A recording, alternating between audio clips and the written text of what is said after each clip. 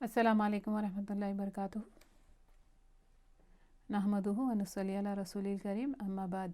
Rabbi ज़िदनी इल्मा, rabbi इश्रह ली सदरी वयस्सिर ली अमरी वहलुल उक़दतम मिन लिसानी यफ़क़हू क़ौली। अल्लाहुम्मा फ़क़्हिना फ़िद्दीन, अल्लाहुम्मा अनफ़अनी बिमा अल्लमतनी व अल्लिमनी मा यनफ़अनी व ज़िदना इल्मा।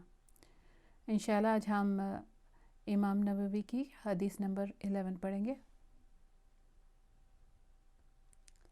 अबू मोहम्मद हसन बिन अली बिन अबी तालिब, रसूलुल्लाह सल्लल्लाहु अलैहि वसल्लम के नवासे, सिब्त रसूल यानी रसूलुल्लाह सल्लल्लाहु अलैहि वसल्लम के नवासे और आपके फूल, व रेहानतिही, रेहान यानी खुशबूदार फूल से रिवायत है, मैंने रसूलुल्लाह सल्लल्लाहु अलैहि वसल्लम का ये फरमान हिफ्ज़ कर रखा है, जो चीज़ तुम्हें शक में डाले उसको छोड़ दो, और जो चीज़ तुमको शक व शुबा में नहीं डालती उसको इख्तियार करो। तिरमिज़ी और अन्नसाई की हदीस है। तो ये जो हदीस है ये एक इस्लाम का एक उसूल, एक प्रिंसिपल बताया जा रहा है ना इस हदीस में। हदीस 6 में, ये हदीस नंबर 11 है। 6 में हमने देखे थे कि शक वाली चीज़ें जो है उससे बच जाओ ताकि अपना दीन और अपनी इज़्ज़त बचा लो। यहाँ उससे आगे वाला दर्जा है, छोड़ दो शक को और यकीन की तरफ आ जाओ और ज़िंदगी से कन्फ्यूजन दूर कर लो और इत्मीनान हासिल करो। अहम बात यहाँ ये है कि अगर किसी को एक मामले में कोई शक हो और उसके मुकाबले में दूसरे मामले में यकीनी इल्म हो, यकीन हो, तो जो बात यकीनी है उसको पकड़ लो और जो बात शक में डाल रही है उसको छोड़ दो, उसको दिमाग से निकाल दो। क्यों? क्योंकि ये सिमिलर मीनिंग में दूसरी हदीस है, उससे ये पता चलता है कि जो सच है वो इत्मीनान का बाइस है और जो झूठ है वो शक में डालने वाली चीज़ें हैं। तो जो शक में डालने वाली चीज़ें मतलब बेचैनी का बाइस है। फॉर एग्ज़ाम्पल देखिए कि सही फ़ैसला करना, फ़ैसले से राज़ी होना, जो फ़ैसला हम अगर करो उससे हम राज़ी भी हो जाए, इत्मीनान दिलाता है, एज़ कम्पेयर टू इनडिसाइसिवनेस। मैं करूँ या नहीं करूँ, ये करूँ या वो करूँ, ये राइट है या रॉन्ग है, ऐसे स्टेट में, ऐसे हाल में रहना ज़िंदगी में कुछ हद तक खलबली मचाते रहते हैं ना, मचाया हुआ रहता है। तो कभी कभार क्या होता है कि ऐसे स्टेट में रहने से या लॉन्ग टर्म तक ऐसे स्टेट में रहने से या बहुत ज़्यादा चीज़ों में ऐसे स्टेट में रहने से ज़िंदगी से दिल उचाट हो जाता है लोगों का। और जो दीन है ना, जैसे हमने पहले भी बात की थी, शुरू से हम ये समझने की कोशिश कर रहे हैं ना कि दीन का इम्पोर्टेंस हम समझें।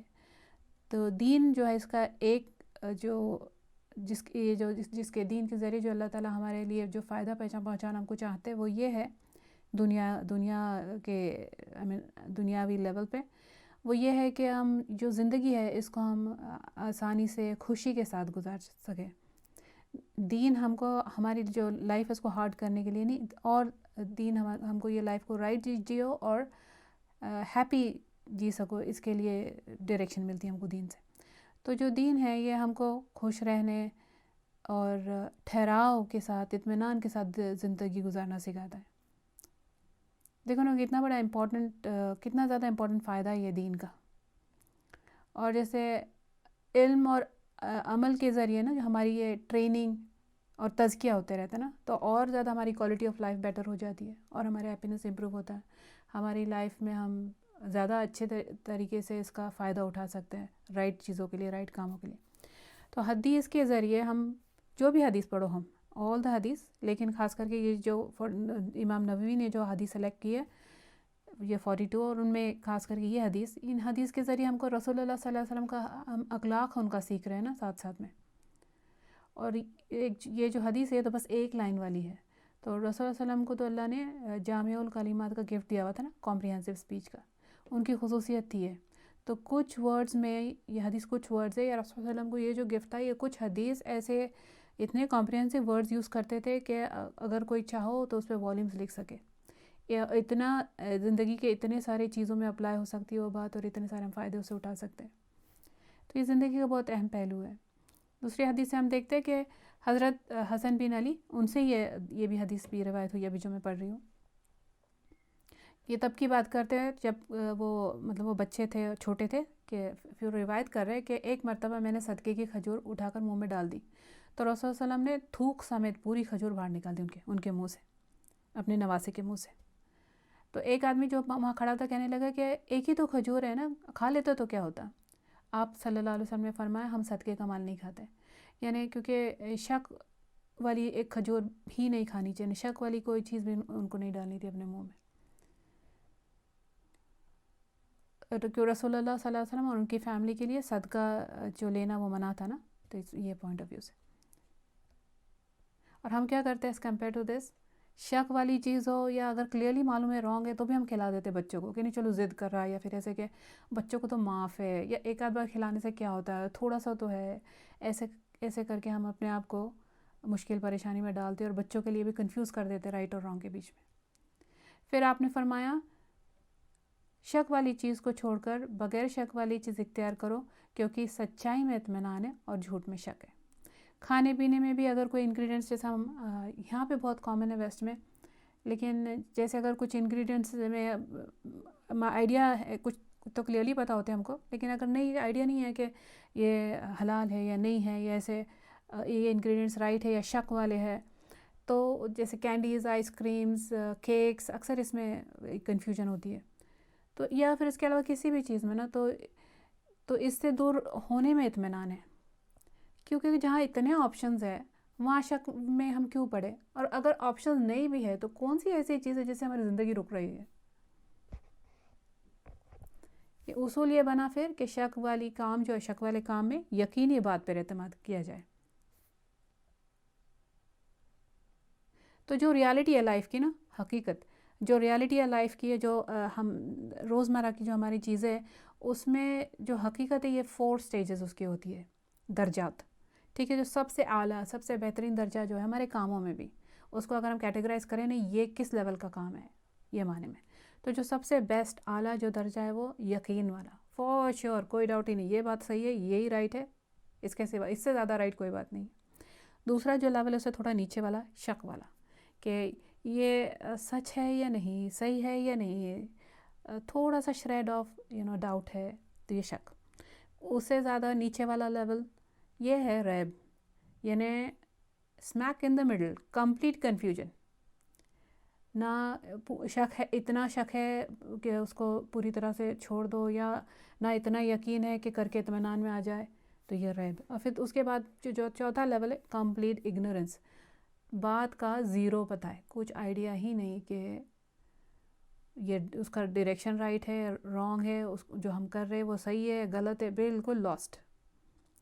اب ہم پھر کیا کرنا چاہیے ان کا، کہ جیسے اس سے پہلے میں ہم نے بہت ساری بار یہ چیز دیکھی، کیونکہ یہ جو حدیث ہے، سبھی حدیث اس میں بہت ساری کمپریہنسو ہے، لیکن یہ جو حدیث ہے اس کو 1/3 دین مانا گیا ہے، اور کسی نے تو اس کو ہاف مانا اسکالرز میں سے.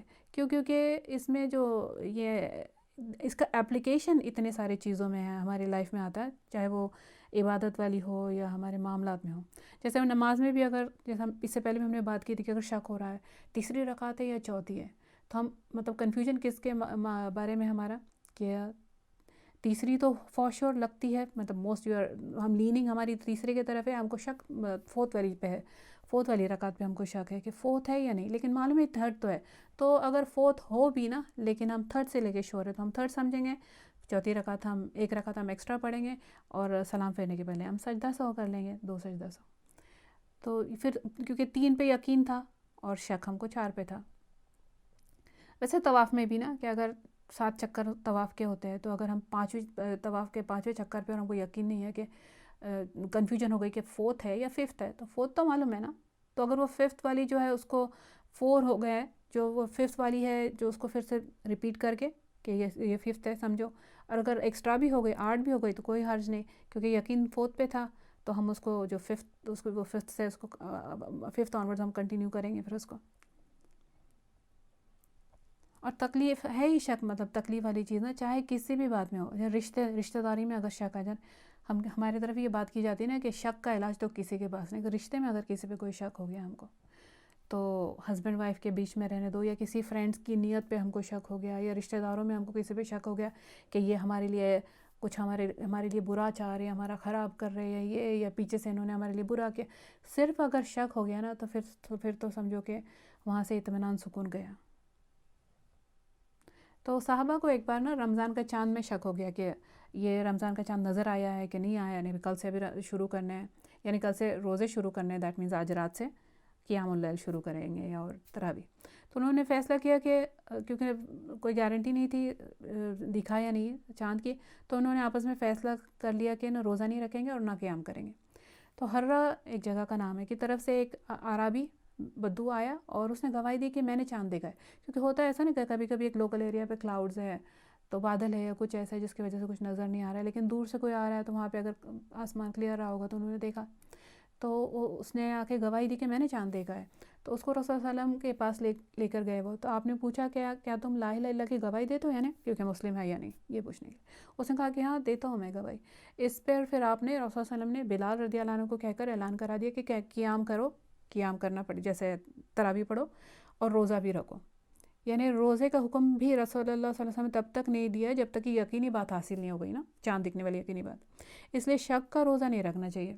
اب حدیث میں آتا ہے کہ جس نے شک کا روزہ رکھا اس نے رسول اللہ صلی اللہ علیہ وسلم کی نافرمانی کی ہے۔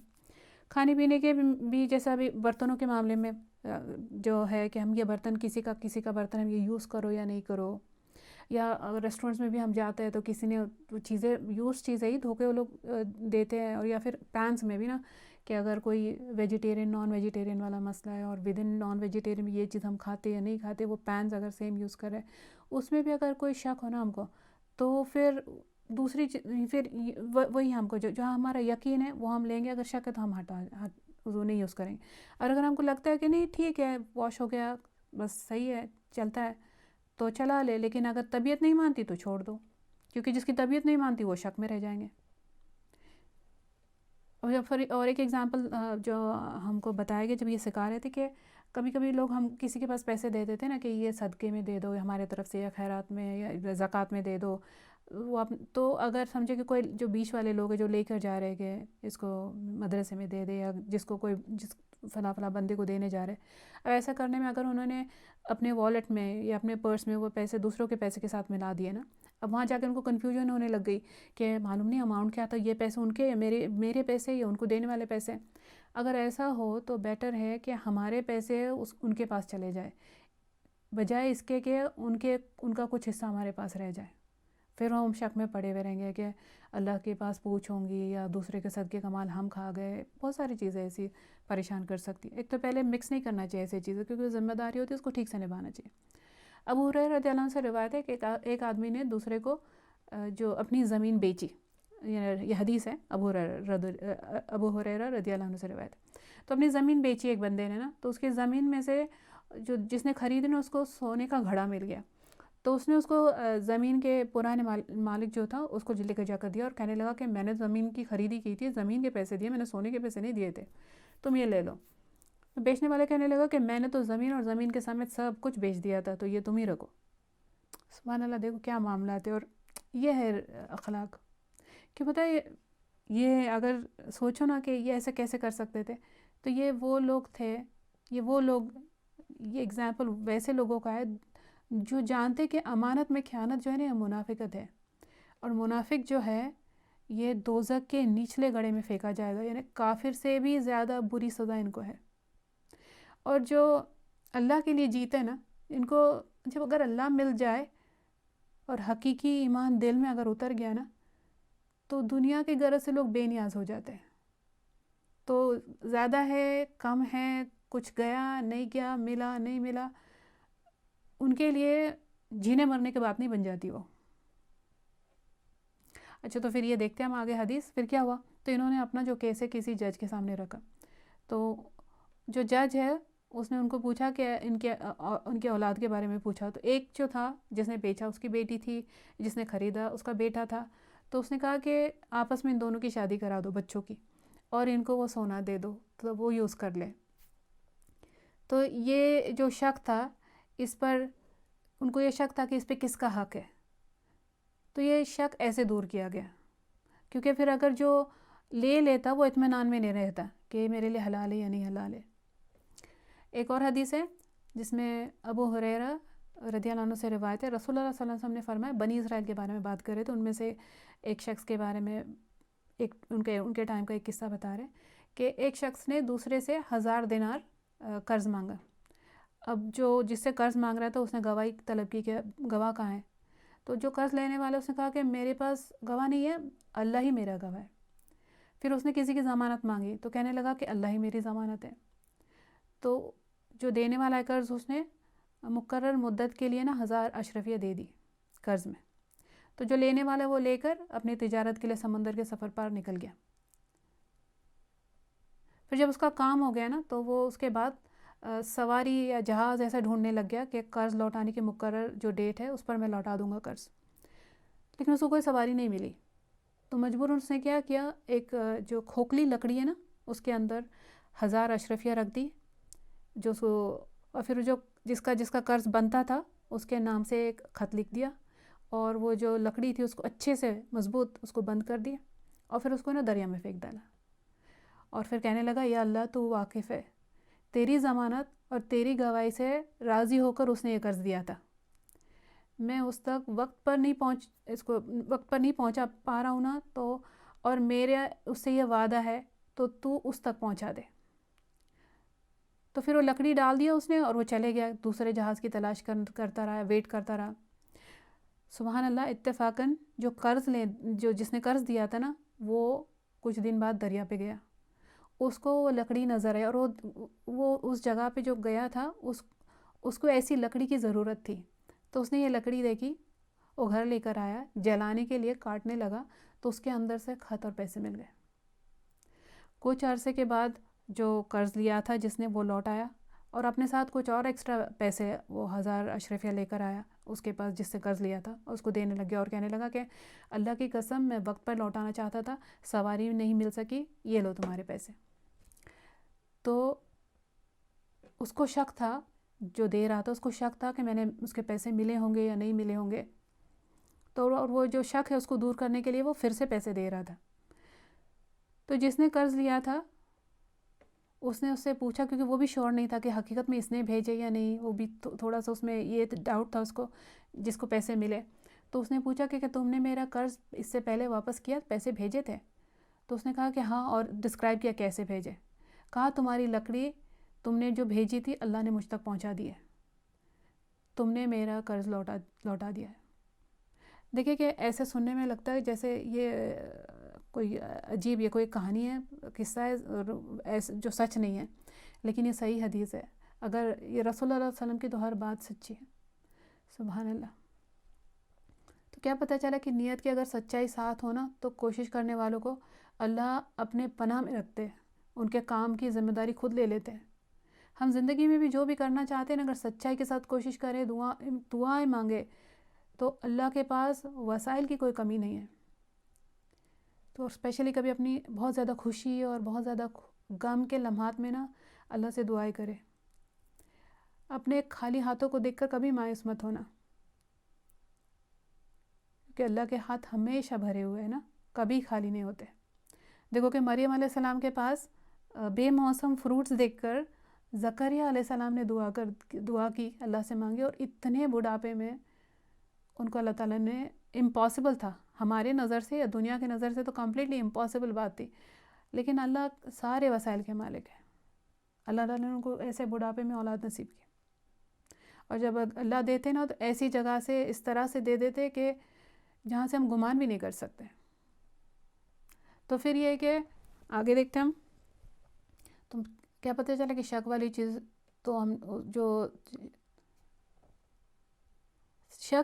تو ہم چھوڑیں گے, لیکن کبھی کبھار کیا ہوتا ہے کہ شک اتنا حد تک پہنچ جاتا ہے شک, اور ہم کو شک کا ازالہ کرنا ہے نا کہ شک کو چھوڑو اور اطمینان کرو اور یقینی بات لو, لیکن اس ٹائم پہ نہیں جب وہ شک نہیں ہے, وہ وسوسہ ہے. یہ ڈفرینشیٹ کرنے آنا چاہیے.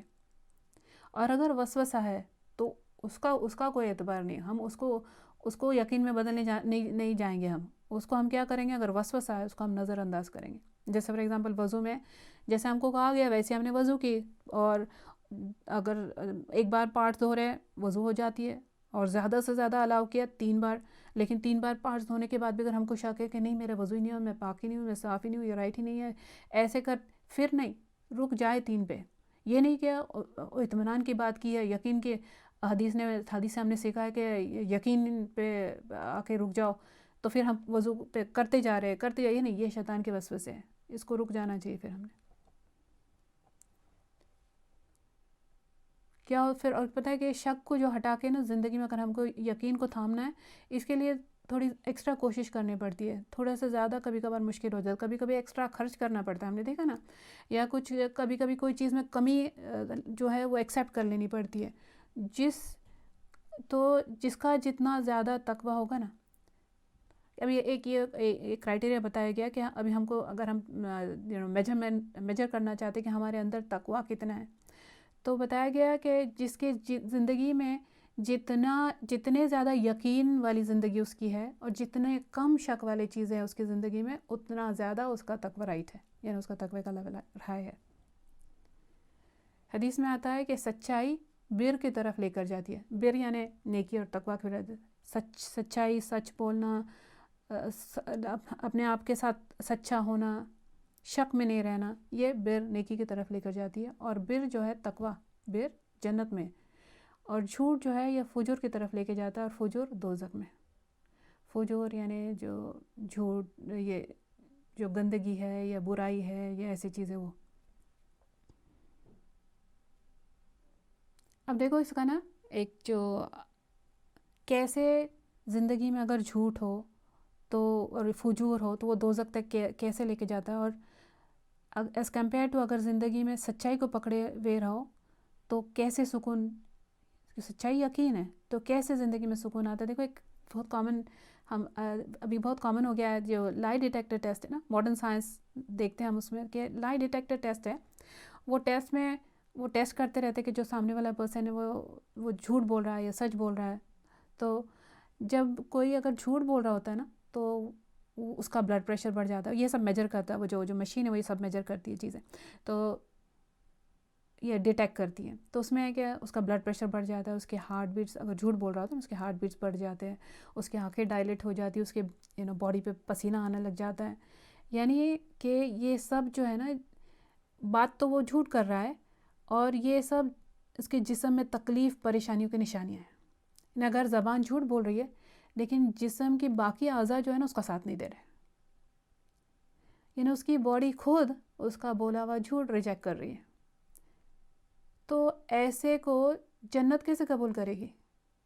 جس کا جھوٹ باڈی خود اپنی باڈی ریجیکٹ کرے، ایسے کو جنت کیسے قبول کرے گی؟ اور جنت میں جو لوگ ہوں گے ان کے بارے میں جو ڈسکرپشن آتا ہے نا کہ قرآن میں بھی ہم دیکھتے ہیں، اس کا جو ڈسکرپشن آتا ہے جنت کا یا جنت والوں کا، اس میں لوگ سکون میں، آرام سے، ریلیکسڈ، کام، کمپوز، سیرین، ٹرانکویل ہوں گے. یہ پرسنالٹی میں باتیں آ جاتی ہے، یہ پرسنالٹی والی بات ہے. مطلب کہ دنیا میں ہی ایسے رہنا پڑے گا ہم کو، دنیا میں یہ ٹریننگ ملنی چاہیے ہم کے جو جنت والوں کی طرح، تو جنت میں جا سکتے ہیں ہم. جیسے ایسٹروناٹس کا بھی جو ہے، جو ایسٹروناٹ جب اسپیس میں جاتے ہیں نا تو ان کے جانے کے پہلے کچھ ہفتے، کچھ مہینے ان کو پریپیئر کیا جاتا ہے، وہ جو ٹریننگ دی جاتی ہے. ان جنرل 18 منتھس کی ٹریننگ ہوتی ہے ایسٹروناٹس کی، جو پریپیریشن یعنی فزیکل پریپیریشن ان کا اسپیس میں جانے کے لیے. جیسے اسپیشل فلائٹس میں ان کی ٹریننگ کرتے کہ وہ اگر سر نیچے اور سر ایسے اوپر نیچے اگر ہو تو بھی وہ اندر وہ اس کو یہ لے سکے، مینیج کر سکے وہ ان سب کے ساتھ، کسی بھی ڈائریکشن میں وہ اسپیس شپ اگر جائے تب بھی نا. اور اسپیشل واٹر ٹینکس ہوتے ہیں ایسے جس میں ان کو اسپیشل سوٹ پہنا کر چلاتے ہیں، کیونکہ اسپیس میں ایک سینس آف ویٹ لیسنس ہے نا، ان کو ویٹ لیس فیل ہوگا، تو ویٹ لیسنس کی ٹریننگ پانی میں دی جاتی ہے اور وہ اسپیشل سوٹس پہنا کر.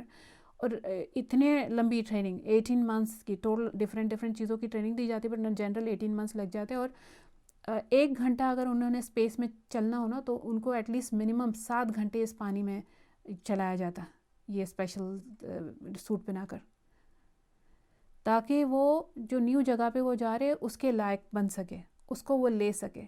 تو جنت کی بھی جو ٹریننگ ہے نا وہ ہم کو مرنے سے پہلے اسی دنیا میں لینی ہے. جنت کی ٹریننگ اگر لینی ہے تو جنت والے اخلاق، جنت والے کام کرنے پڑیں گے نا ہم کو. اور یہ حدیث اور رسول اللہ صلی اللہ علیہ وسلم کا عمل جو ہے ہمارے لیے بہترین نمونہ ہے. رسول اللہ صلی اللہ علیہ وسلم نے فرمایا، حدیث ہے کہ جس چیز کو اللہ کے ڈر سے تم چھوڑ دو گے، کیونکہ قربانیوں کے ساتھ، مشکل کے ساتھ آتا ہے یہ جو شک ہے اس کو چھوڑ دینا اور یقین کی کوشش کرنے کے. اس وجہ سے جو چیز کو ہم اللہ کے ڈر سے چھوڑ دیں گے تو اللہ جو چیز کو تم اللہ کے ڈر سے چھوڑ دو گے اللہ تمہیں اس سے بہتر عطا کریں گے. اور جو اللہ پر یقین کرتے ہیں نا اللہ تو ابھی ہم نے دیکھے نا دریا میں پھینکی ہوئی لکڑی بھی صحیح جگہ پہ پہنچا دیتے ہیں. تو رسول صلی اللہ علیہ وسلم نے فرمایا اللہ کے نزدیک سب سے عمل ایمان وہ ہے جس میں کوئی شک نہ ہو. تو قرآن بھی جو ہے نا کہ قرآن میں جو قرآن کے بارے میں خود کا جو ڈسکرپشن قرآن دیتا ہے کہ قرآن کیا ہے ذالک الکتاب لا ریب فیہ. ریب وہی جو شک کی ہم نے جو بات کی تھی کہ اس کا جب شک میکسیمم ہو وہ ریب. تو یہ وہ کتاب ہے جس کے سچ اور حق ہونے میں کوئی شک ہی نہیں. اور ویسے جو ہر ایک ٹیچنگ ہماری ہے جو رسول اللہ صلی اللہ علیہ وسلم نے ہم کو بتائی ہے وہ بھی ایسی ہے. اللہ تعالیٰ رب العالمین ہم پہ رحم کرے اور اللہ ہم کو نفع مند یقینی علم عطا فرمائے اور عمل کی توفیق عطا کرے اور اللہ رب العالمین ہم سے قبول کرے. اور یہ حدیث میں یہاں پہ ختم کرتے ہیں. سبحانک اللہم بحمدک نشہد ان لا الہ الا انت نستغفرک ونتوب الیک. ربنا تقبل منا انک انت السمیع العلیم وتب علینا انک انت التواب الرحیم. السلام علیکم ورحمۃ اللہ وبرکاتہ. جزاکم اللہ خیرا کثیرا.